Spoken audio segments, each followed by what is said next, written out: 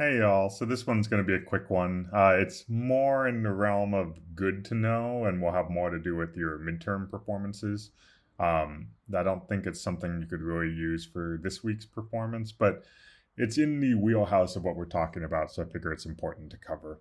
And that is audio and OBS. Um, the reason it doesn't really apply to this week's performance is all the audio manipulation and organizational stuff we can do in OBS doesn't go to Zoom. There's no like, we have the start virtual camera and then the output of the visual goes to our video input here. There's no equivalent of like a virtual microphone, a virtual speaker that goes in here.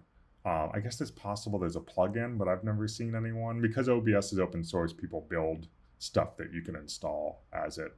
Um, what it will be though is when you stream this to Twitch from OBS, any audio mixing you do will be what's going to Twitch, so you can start to layer different things and whatnot.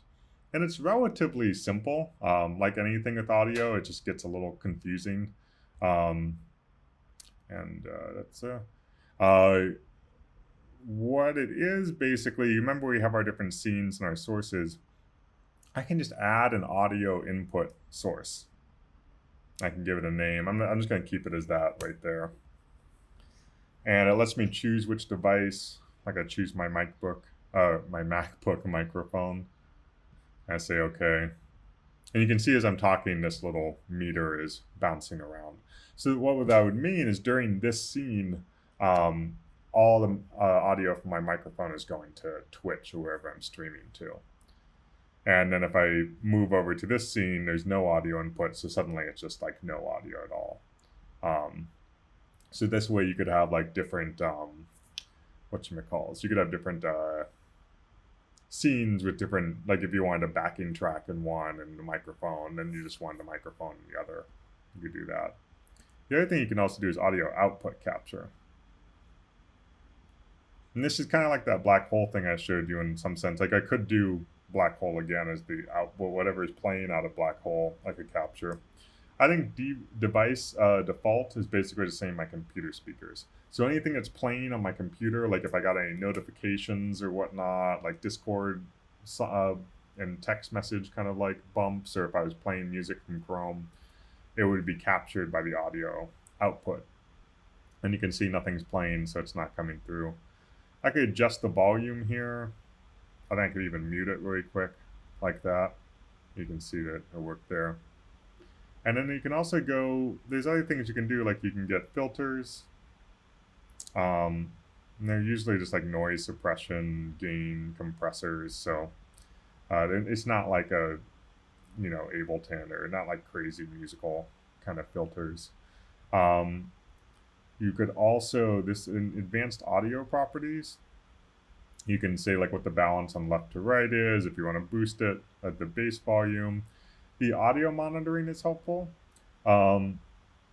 Monitor and output means that you would hear, like it would play that over your speaker, whatever audio is coming through here, which would be, if I did that with my microphone, it'd be confusing because I basically have what I'm saying played back to me and it would like throw me off. But there are times you want to hear what's being played out. And this is where things like loopback come in. You could make all sorts of audio inputs from different sources and whatnot. And this is going to help to like, if I was doing hosting like some kind of show and stuff, and I wanted to hear the music that was playing on Twitch while I'm talking and make sure that I'm matching the volume of it, you could use audio monitoring to turn that off. Monitor only would make sure that the audio is not going out. You're just monitoring what it is. Maybe you can offset it too. I don't know what the tracks do, frankly. And that's kind of it. I guess if like you go into settings under audio, you could like change what the desktop audio is. You can see it's like disabled now. Actually, you want to set that to like default. The sample rate, your monitoring device. I guess that's that. You say to send it to the MacBook speakers. What your mic is, you could say that's your MacBook Pro microphone. So yeah, it might have to. I guess it did that already. So that's about it. I guess the last thing is you can also do. This is actually important. A media source can be an audio file, I think. The question is, do I have any audio files on my computer?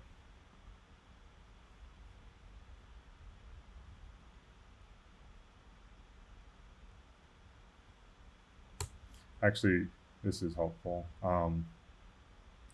Like, this is both a video and audio file, but if I turned it off, I guess that doesn't help. I basically see how there's like, if it played a video file, the audio comes out with it too. So that's important to know. If you uploaded like, I think like a WAV file or MP3 file, it would treat it like just playing like an audio file. And you could put that on like a loop or something. So that's about it. I just wanted to show you that, like I said, it's not really, it'll help you in the midterms, maybe come back and check it there again. But it's like one of those things where once you understand one thing of it, you just do it as many times as you need to. So yeah, just keep that in mind. And the next one is the last video for the week.